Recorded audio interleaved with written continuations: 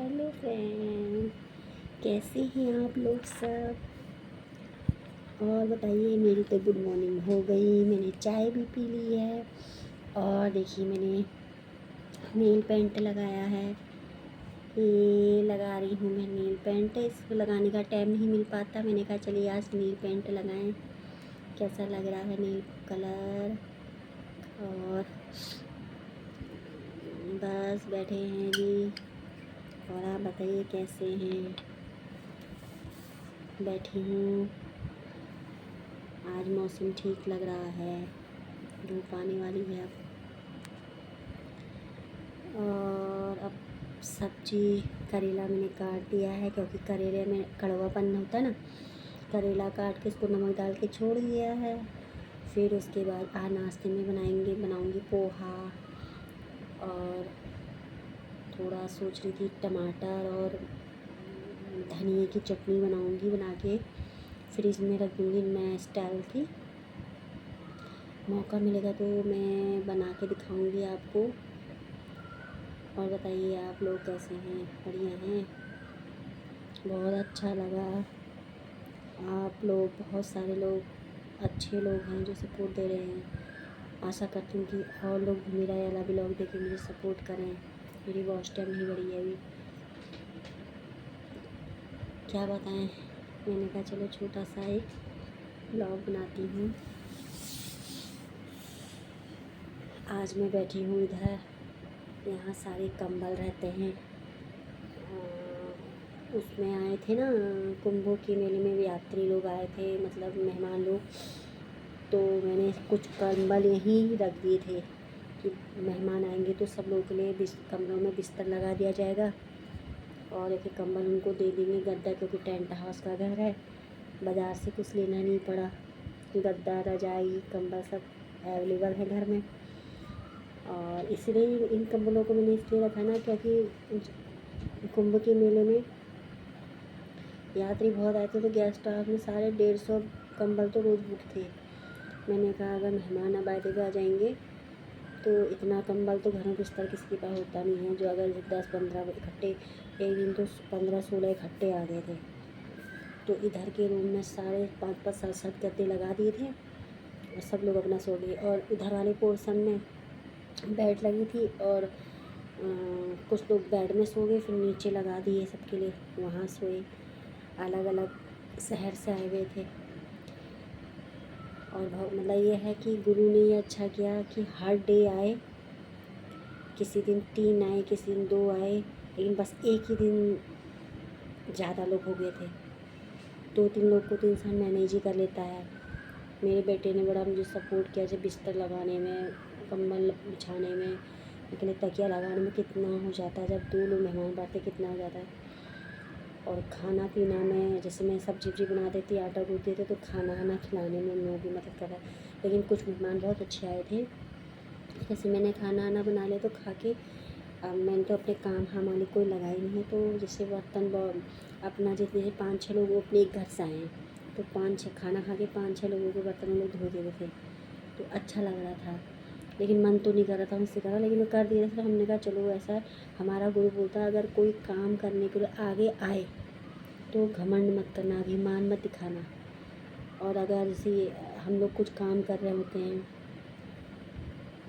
तो अगर कोई अचानक से रहता है, तो ये मत सोचो कि हम सब काम कर लिए हैं तो ये अब आई है। ये सोचो कि वो पूछ रही है, तो कहीं ना कहीं पे हम लोगों को एडजस्ट करना पड़ेगा, देना पड़ेगा उसको करने के लिए। तो बहुत अच्छा लगा, वो पल भी बहुत अच्छे थे। और एक तो इतनी अच्छी लेडीज़ आई थी, मतलब उनकी 4 लोग की फैमिली आई थी। वो मेरे पापा के गांव के साइड के थे, मेरे जहाँ पापा की जन्मभूमि है वहाँ के हैं, लेकिन वो दिल्ली में रहते हैं। वो भी 2-3 दिन रुके, वैसे होटल में रुके थे, लेकिन उनको पापा से मिलना था, पापा मेरे यहाँ आए हुए थे। तो आए, तो इतनी अच्छी फैमिली थी, मतलब कह रहे उन्होंने, मतलब मैं उनके रिश्ते में दीदी लगी लड़के की। तो अपनी फैमिली लेके आए थे। और कहने की दीदी आप बैठिए, अभी तक आप सबको निभा रही हैं, अब मेरी बीवी करेगी। मैंने कहा नहीं, मैं जब तुम्हारे घर आऊँगी तब मुझे बैठा के खिलाना। नहीं माने, तो मैंने कहा चलो आज तो मैं कर लेती हूँ, फिर कल को रोटी तुम बना देना। फिर बेचारे ने मतलब रोटी तो एक दो दिन की, मतलब दिन का तो लंच नहीं करते थे वो लोग, दिन में लोग घूमने में थे, शाम को आते थे। बहुत अच्छे, दो उनके साथ बच्चे भी थे। वो बच्चे मुझे उस टाइम पे मेरे मतलब जैसे ना वो नहीं कर पा रही थी, बालों में शैम्पू नहीं कर पा रही थी, मतलब कलर वाला शैम्पू, तो मेरे बाल सफ़ेद दिख रहे होंगे उसको। बच्चे छोटे थे तो अपने घर में दादी देखी होगी, दादी जी लगाई थी। मैंने कहा बेटा दादी जी की उम्र तुम्हारी हो ही गई है, तो मतलब इतना घुल मिल गई कि, और मेरे बेटे को इतना अच्छा मानने लगी। कहे मामा जी हम खेलेंगे, आपके साथ खेलो खेलो। मेरा बेटा भी बच्चों को बहुत अच्छा मानता है, उनके साथ खेलता है। फिर उसके बाद वो इतना घुल मिल गए, जाएंगे नहीं कहते, हम दादी के साथ ही रहेंगे, दादी के साथ रहेंगे।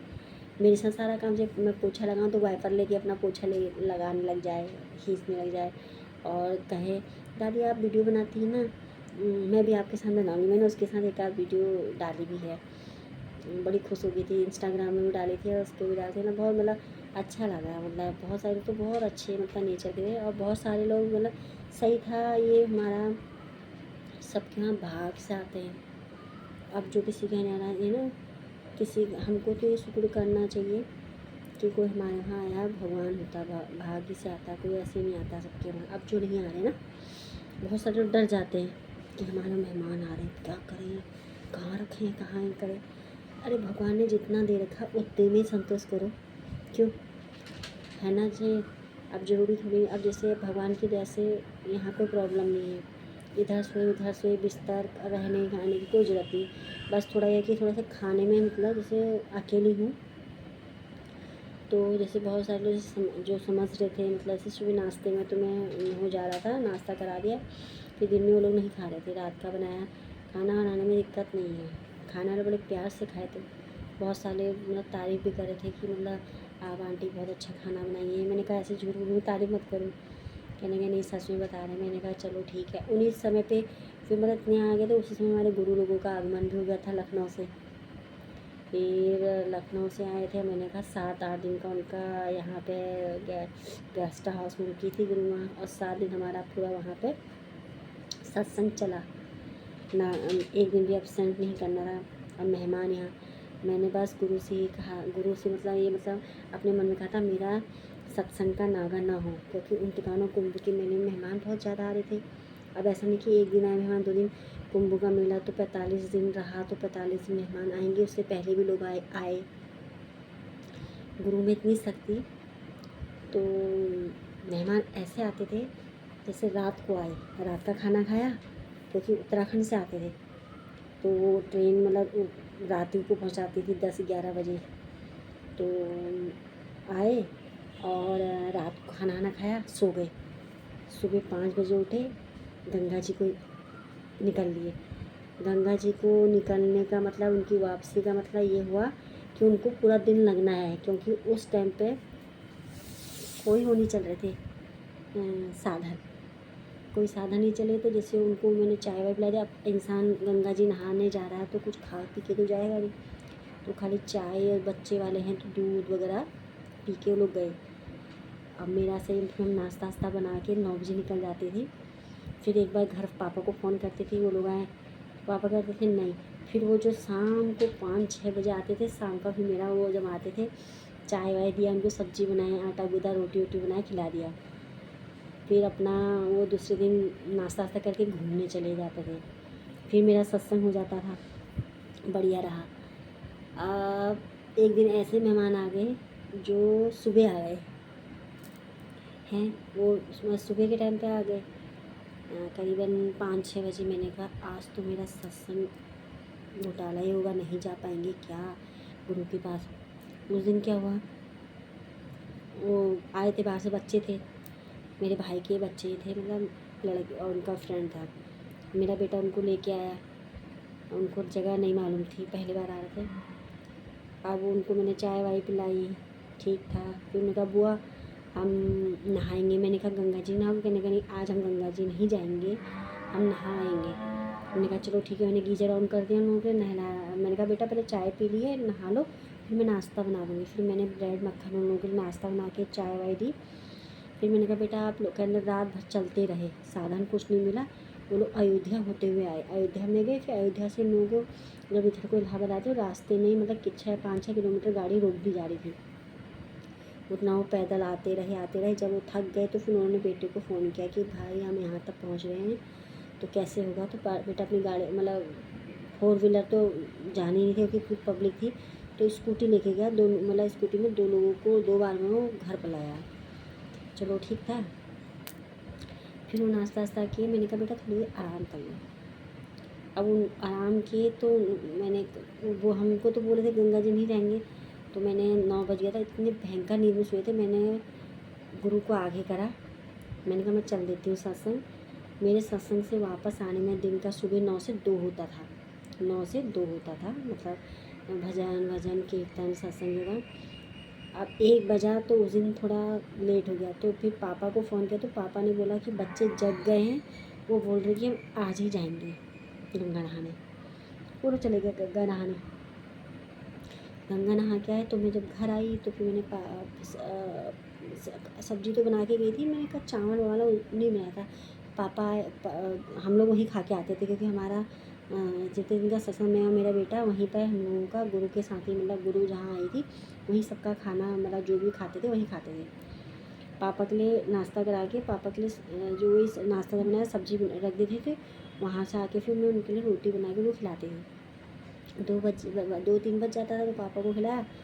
फिर उसके बाद शाम की तैयारी करी। मैंने कहा बच्चे आएंगे थके हारे बनाती हूँ।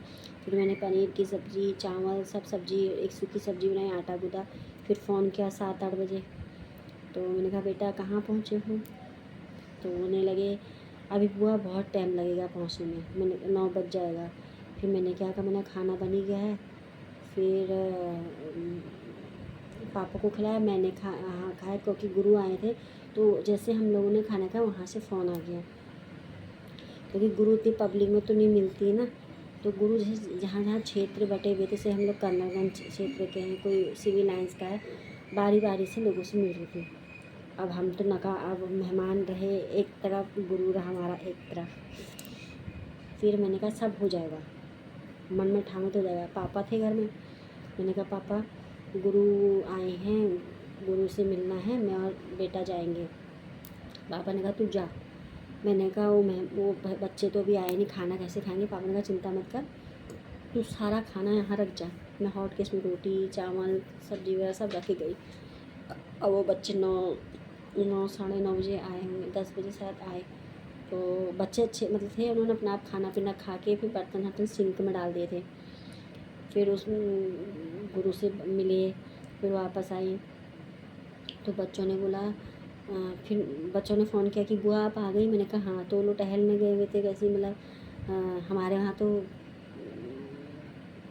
रात दिन मतलब घूमते रहो, शहर ही हुआ तो मतलब लोग टहलते खाना खा के भी टहलते, तो इससे कोई प्रॉब्लम नहीं कि रात है रात है।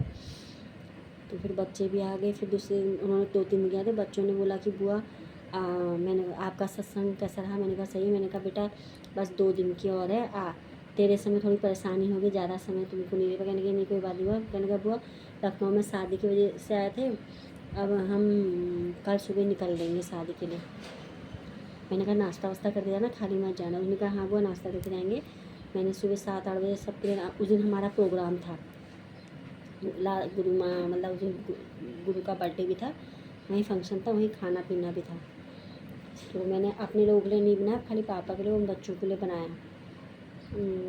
नाश्ता वो तो खा के गए उन्होंने। फिर 9 बजे चले गए, 9 बजे चले गए वो वहाँ को गए। हम लोगों को यहाँ से पिक गए तो उस दिन बहुत ट्रैफिक जाम फंस गया था। हम 3 घंटा ट्रैफिक जाम में फंसे रहे जाने के लिए। कुंभ का समय था, कोई इधर से आ रहा कोई इधर से। गुरु भी फिर गुरु ने जब हम लोग वहाँ किसी ना किसी तरह से पहुँचे तो गुरु सत्संग थोड़ा लेट हुआ तो गुरु ने गाड़ी से ही सत्संग मतलब ऑन किया मतलब चलाया। फिर गुरु जब पहुँचे वो भी 3-4 घंटा फंस गए थे कुंभ उसमें। आते आते रात में बहुत सारे लोग तो पैदल आ गए थे, लेकिन हम तो स्कूटी में थे। लेकिन स्कूटी में भी आने में डर लग रहा था, ऐसा लगा कोई हमारा पैर काट देगा। फिर मेरा बेटा बोला मम्मी वैसे बैठ जाओ, बॉयस स्टाइल में बैठ जाओ। फिर मैं ऐसे बैठी, लेकिन ऐसा लग रहा था एक पहिया इधर लगा है एक पहिया इधर, इतनी ट्रैफिक इतने लोग ट्रक सब ऐसा हो रहा था बाप रे बाप। लेकिन लगन हो विश्वास हो तो सारा हो जाता, मिल लिए थे। अच्छा रहा जी। बात करते करते मैं वो पीछे चली गई और आप लोगों को सुनाते सुनाते मैंने सारी कहानी सुना डाली। चलिए जी, अच्छा लगेगा तो ज़रूर सुनना। है तो थोड़ा सा बड़ा हो गया शब्द मेरे, ज़्यादा बोल दिया, लेकिन सही है। जैसे किसी को समझ में आएगा तो सुन लीजिएगा, नहीं सुने तो कोई बात नहीं, पता चल जाएगा। कमेंट करके बताना जी मेरी बातें आप लोग को कैसी लगी। इसलिए मैं कहती हूँ विश्वास सबसे बड़ा होता है। विश्वास करो तो सब नैया पार जाती। अगर हम पहले ही नकारात्मक चीज़ें सोच लेते कि अरे क्या होगा, अब तो नहीं होगा, तो नहीं होता है। पॉजिटिव लाओगे तो वो चीज़ हर हालत पे होता है।